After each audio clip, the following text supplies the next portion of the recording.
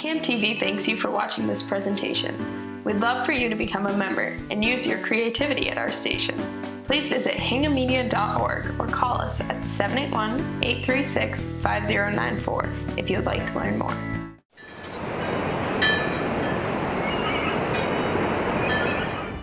Hingham, a town of great history, heritage, and heart. Coming up on today's episode of Hingham Happenings. Local pizza places compete for the best slice of Hingham at Pizza Palooza. Hingham Sports Partnership puts on their annual fashion show fundraiser at the Black Rock Country Club. Hingham Middle School hosts an antique show and sale to raise money for high school student activities. The Rotary Club holds a food drive at Stop and Shop. A dance party honoring Frank Sinatra takes place at the South Shore Country Club. All this and more coming up on Hingham Happenings.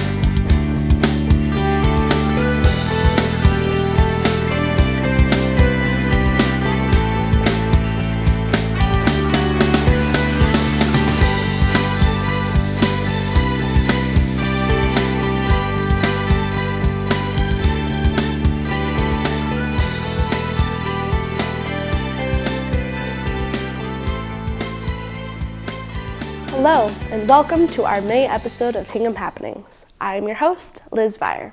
Before we start our show today, I have some quick local announcements. The late Raymond C. Campbell, Hingham Chief of Police for 19 years, was honored at Jackass Park in a special memorial dedication.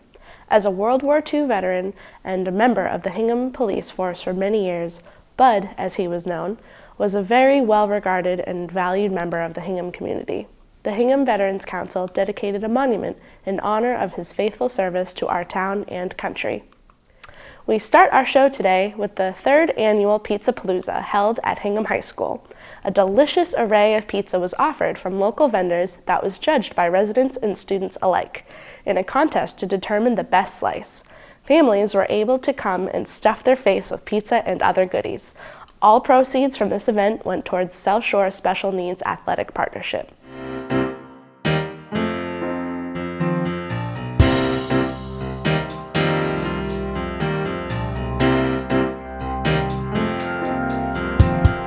So this is our third annual Pizza Palooza, where we invite local pizza places to show their wares and to be judged against each other by the kids and parents of the town. We got about 800 people last year. We're expecting about 1,000 this year. We're working to generate charity funds for the South Shore Special Needs Athletic Partnership, which is known as SNAP. We now have 10 pizza vendors. And then we have other vendors as well. We have someone bringing water, and juices, and cupcakes. And it's tremendous how many of these businesses have contributed for the benefit of the charity. There's quite a bit of planning that's involved, trying to line up the pizza shops, corporate sponsors, some of the additional shops like Sadie Mae's Cupcake Cafe, and some of the juice bars that we have here today. So lining them up takes a little bit of time, and then just kind of putting the whole event together. This is our third Pizza Palooza, so we like to think we're getting better at it, more experience as time goes by, so it comes together a little more quickly.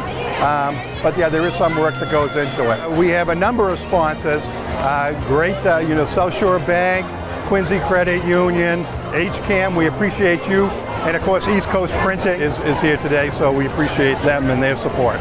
And a few years ago, SNAP approached the Hingham Business Council asking if we could help them with this fundraiser. Other towns have had done Pizza Paloozas before us, and they were successful, so we took it on as a challenge, and each year it's gotten better and better. The pizza is basically voted for three different ways. There's a People's Choice Award, which is the popular vote winner. There's the Kids' Choice Award, which is what it is. It's the kids vote for their favorite slice of Hingham. And then there's a blind taste test that takes place in the judges' chamber, which is actually the art room.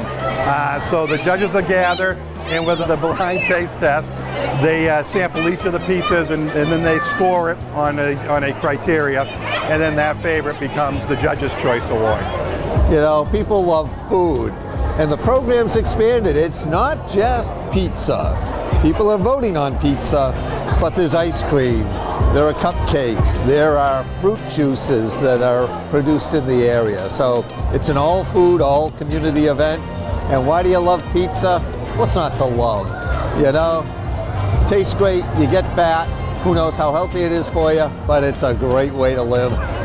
Well, this is a community event, and the high schools, we find that schools generally are great community centers, and it is developing or promoting a youth program. So it's only logical where you're trying to draw in a lot of young people and families. What better place to congregate than the high school? If you're like me, everyone finds their favorite pizza shop, and that's the shop they go to again and again and again. Pizza Palooza allows for you to sample other pizza shops that you may not have had the opportunity to go to, and maybe you come up with a new favorite. So for the pizza shops, pizza stores, it allows them an opportunity to reach out to a broader market. One of the things that I noticed when we first started this, even here at the high school, there basically was a table for special needs kids for lunch. And it's interesting now when you go to lunch here, you see the special needs kids sitting with their mentor friends at various tables. So it's more of an understanding and integration process, because the things that really do separate special needs kids from typical kids are just the ability to have the experience.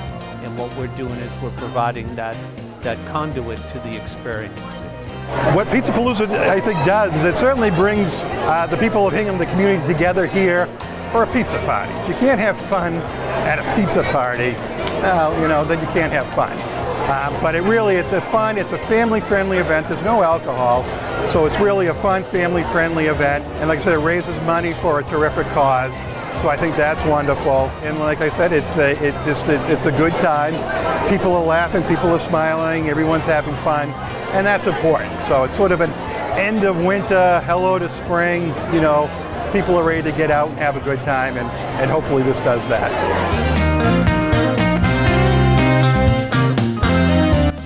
All that pizza is sure making me hungry. To make sure I stop thinking about pizza, let's talk about how the Hingham Sports Partnership hosted their annual fashion show at the Black Rock Country Club. Brave female volunteers were proud to strut local fashion and accessories for a good cause. The show had various styles ranging from athletic to leisure and even night out on the town. All proceeds from this fundraiser went to support the local sports programs. I think I could be a model. What do you think?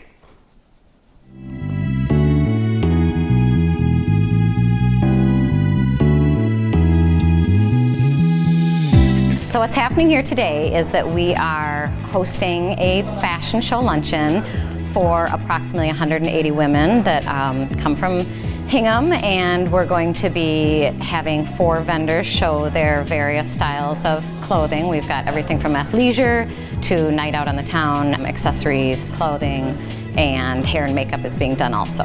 Well, we just had a great event. We had a lot of unbelievable models that mothers of usually 2, 3, 4 kids, and ended up all of them did a spectacular job modeling different clothing for Cloth, for Jay McLaughlin, for a number of different small businesses in the area. That was great for them to give back. So the Hingham Sports Partnership is a great organization. It's been around for 20 plus years. It started trying to help out women athletes in the town, and it's kind of progressed to where we've been able to give away a ton of money each year. This is one of our main events. We have had this event for 4 years now. This is our 5th year of doing it. A lot of it is already in place, but we need to find models, which we always like to have someone that hasn't done it before, someone willing to walk the runway. That's the biggest piece, getting 12 women who are brave enough to do that. Then we find the vendors who would like to show their clothing.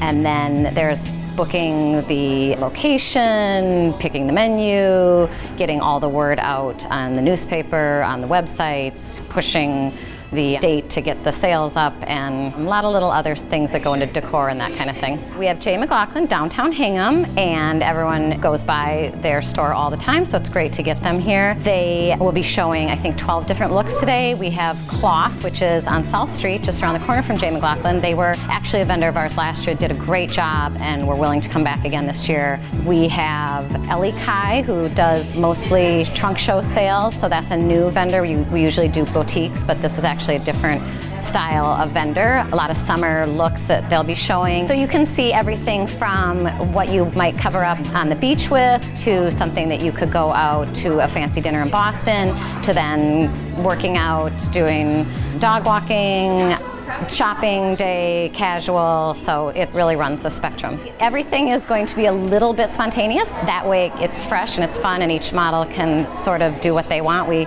will be playing fun music, so there's going to be some twirling. Well, all 4 of us that are wearing a certain designer are going to walk out together, and then we are going to strut our stuff and then wander through the tables and have a chance to say hello and greet all of the wonderful people that have come to support the organization. They walk back, then they exit, they come up one side, they exit the other side, and then they mingle through the crowd to go back into their room for their outfit change for their next look. I had a blast, and hopefully everybody appreciated the color and didn't feel like I was talking too much, but trying to make sure everybody had fun. And the money goes back to the community, whether it's to the elementary schools for them to be able to build a new playground in their school, or a climbing wall, or the middle school to be able to start up the field hockey program like we did a couple of years ago, or the volleyball program, and bring in pay for coaches to be able to stay after school and help the middle school kids.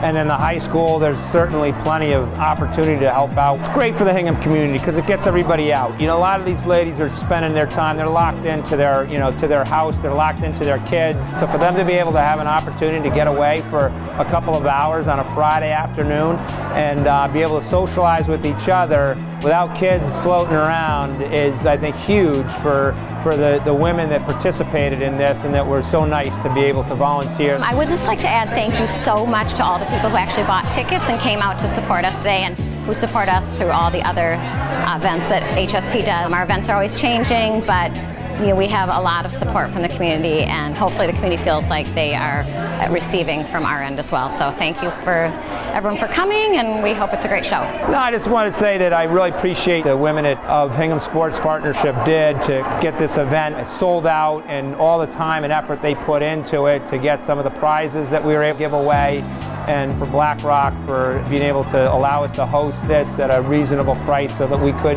make money that would be able to go and give back to the community. All the ladies look so stylish. We now head to the Hingham Middle School, where Goose Fair Antiques' 30th annual Antique Show and Sale was hosted. Antique dealers came together to showcase vintage china, paintings, glass, furniture, and more.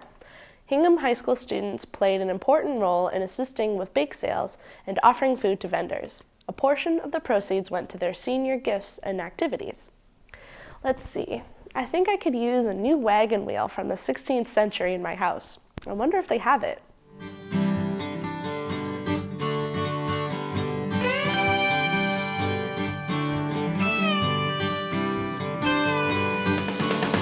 So today we are at the 30th, I believe, annual antique fair at the Hingham Middle School. It's a great organization of Goose Fair Productions put this together. They have vendors come in from all over the country. And so they've been coming to the school for the past 30 years, putting on this nice antique fair for local communities. And then some of the classes are here as part of fundraising efforts to raise money for their senior activities at the high school. Goose Fair Antiques basically promotes antique shows throughout New England, up and down the Maine coast, around Boston, Cape Cod, New Hampshire, and we're going to be going down to Connecticut as well. And we run about 13 to 14 shows a year. And they're all pretty much similar to this. We are actually the owners and managers of the show. The high school has been our sponsor for years. Basically, we handle getting the antique dealers to come, do all the paid advertising and the promotion, handle everything that has to do with the antique show. The sponsors basically help us with advertising in the community. They provide kids to help during the show itself. They're running a bake sale, they handle the food. So it's a nice cooperation between two groups is what it comes down to. We have people come in who collect just certain types of glass, not even glass, certain types of glass. We have people who collect a particular pattern of china. We have people who just collect folk art. There's so many different things that people like, and as you walk around the hall, you're going to see such a huge variety. You can't pin it down. A couch, just a wonderful Victorian couch just went out the door. and they're going to use it in their house. And so it's just one of those events that people come with different tastes, and we hope to have what they want. There's this beautiful wooden camphor chest over here that I'm thinking about getting for my son as a surprise for when he goes off to college. He's a junior right now at the high school, but it's really beautiful, and it's all the original brass hardware, which is unusual to find, and it's just in beautiful shape. Since I've been here setting up with the vendors, and I've been to many antique shows, but while we're setting up, just talking to them and hearing stories about the things that they have, where they're from, just little pieces of history and interests, and it's just very amazing where they find these items and sell them and just find a new home for them. So I love it just because I love the stories. Well, today I do have some early English Jacobean furniture from like 1680. I like 2 or 3 pieces, and I have some Spanish Santos or Bluto figures that came from the old churches in the 17th century, and an old louver, a large round louver that came from an 1800s church in Wareham, and an eagle. And I buy a variety of things. I buy guns and swords and glass and china and silver and music boxes, and I love everything. That's my problem. We offer merchandise, generally speaking, that date from the 15th century, which are usually Asian antiquities, through estate pieces, mid-century modern. So something could be in my display that may only be 10 or 20 years old, but if it's very stylish, and if it appeals to a very broad range of clients, then we purchase it, and we offer it again for sale. We offer nothing in as-is condition. Everything that we have is restored if it needs to be, or reupholstered, such as the pair of French Art Deco chairs, or this pair of mid-20th century wing chairs, which happen to be English. So everything is done, it's ready for the home. I'm very esoteric in what I offer, so there's really no one thing, perhaps glass, because I'm known for that, but I have a very wide variety of offerings, so I never know what people might be interested in. It's always a social event. You're always surprised at who you might happen to encounter, and I've been very pleasantly surprised today, the number of people that I know and have stopped and talked. But people come here and they can find that the vendors love to meet other people, and we sit down and we try to explain what things are. People sometimes get frightened. They're afraid that a little conversation might involve a purchase, and it's just not the case. We just love people to come in, and we'll educate them. What I enjoy most about Hingham Antique Show is that they always have a good crowd of people who always are interested in buying. Even if they don't buy, they come and they look, and they ask questions, and they're just interested in them. It's one thing when you get people just sort of breezing through, and they could be at a book show or a home show. It's just something for them to do, but it's even nicer when you have people who are genuinely interested. And that's what Hingham has, a lot of people who are genuinely interested, and so it's fun. Antiques have so much history. Speaking of history, the Hingham Rotary Club has historically organized a food drive at Hingham Stop and Shop, where collected food would later be donated to the Hingham Food Pantry. This year, the Rotarians handed out potential food donation lists to customers with the aid of Hingham High School students. Customers would later come back after shopping and donate to the Rotarians' cause. Let's watch them in action.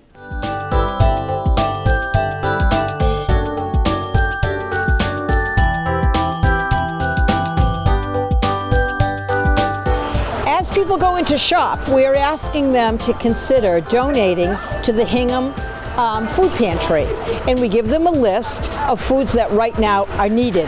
And I have to tell you, the response has been unbelievably wonderful.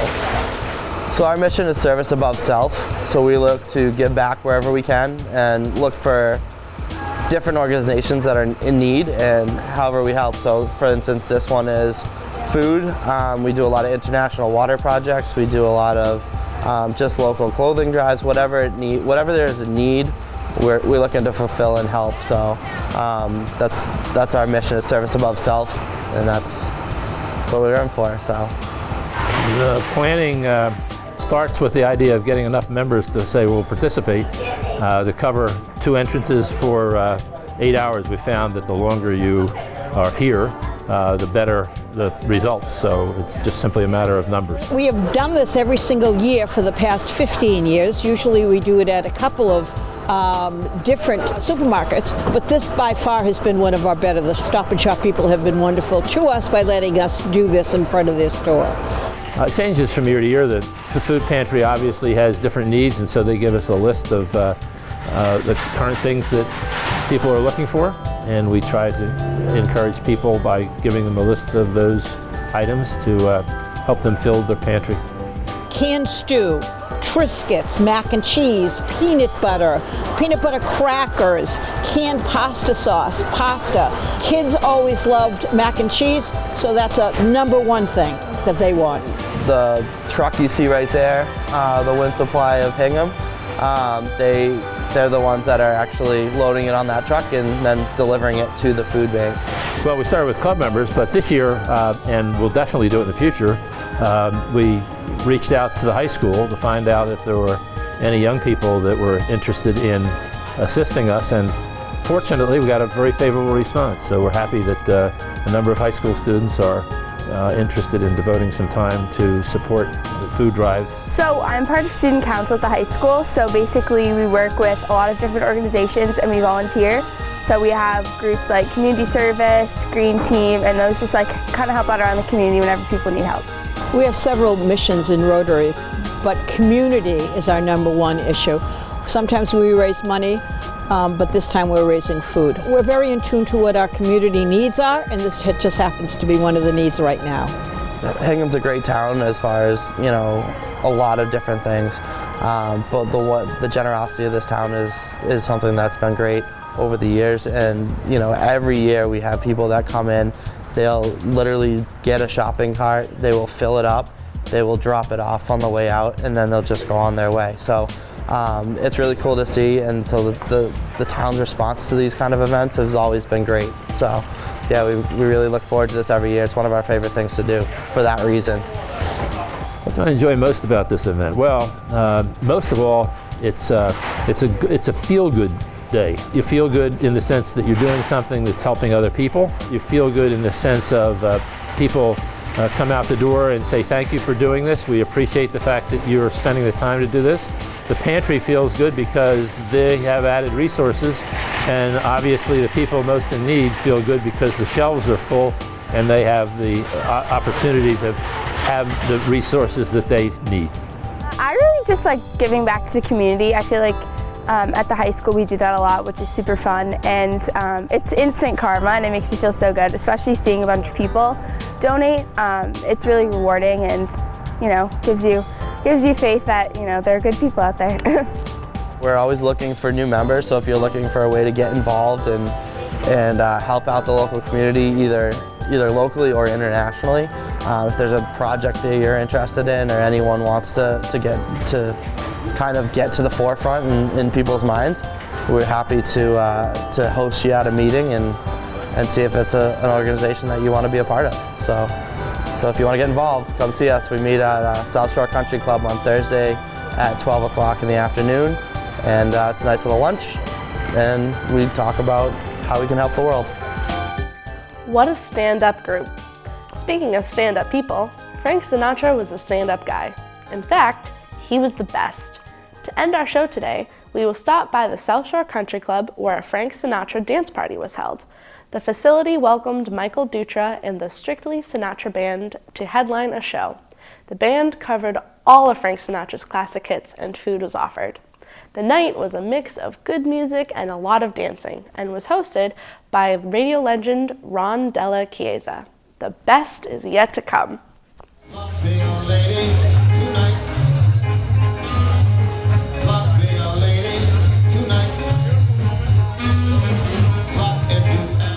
Well, tonight we have a series of events in which we have a great band.